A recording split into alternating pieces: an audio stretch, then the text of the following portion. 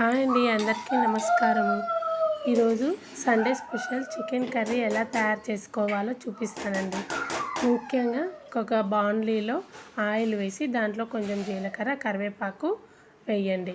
అవి కొంచెం చిటపట ఆడే వరకు వేయించండి.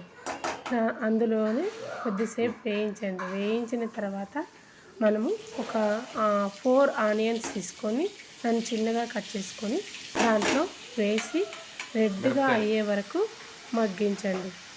ఒక 5 మినిట్స్ దాకా వేయించండి.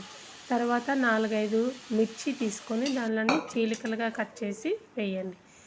చికెన్ ఉడికించి 4-5 విజిల్స్ వచ్చిన తర్వాత ఆ చికెన్ కానీ ఈ బాండ్లీలో వేసి బాగా కలుపుకోండి.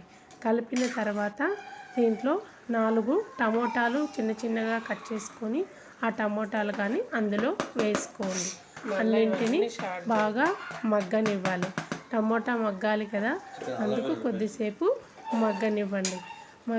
బాగా మగ్గాలి. ఒక 10 మినిట్స్ లాగా మగ్గించండి. ఆ టమోటాలన్నీ మగ్గి దాని పులుసు అంతా దాంట్లోకి పోయేంత వరకు మగ్గించండి. తర్వాత మనము ఒక మిశ్రమాన్ని తయారు చేసుకోవాలి. అల్లము, కొత్తిమీర, తెల్లవాయలు, 3 లవంగాలు, కొంచెం చెక్క వేసి మిక్సీ ఆడించుకోండి. దాన్ని దీంట్లో కలపాలి. దీంట్లో వేసి బాగా కలుపుకోవాలి. బాగా కలుపుకున్న తర్వాత దీంట్లో గరం మసాలాలు, కారం పొడి వేయాలి. 2 స్పూన్స్ కారం పొడి వేయండి.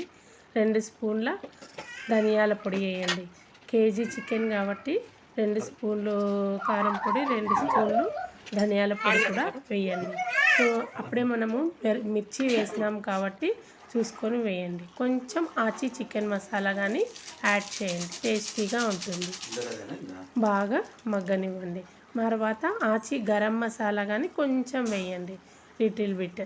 మరి పెప్పర్ పౌడరు మీరు దంచి వేసినా పర్వాలేదు, ఇలా పెప్పర్ పౌడర్ దొరుకుతుంది, అది వేసుకున్నా పర్వాలేదు.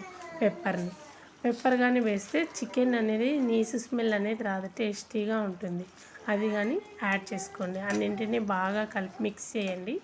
ఆల్మోస్ట్ ఉడికిపోయింది. ఇక గరం మసాలాలన్నీ దాన్ని పట్టుకునేంత వరకు ఉండండి. మగ్గిపోయింది చికెన్ కర్రీ అనేది.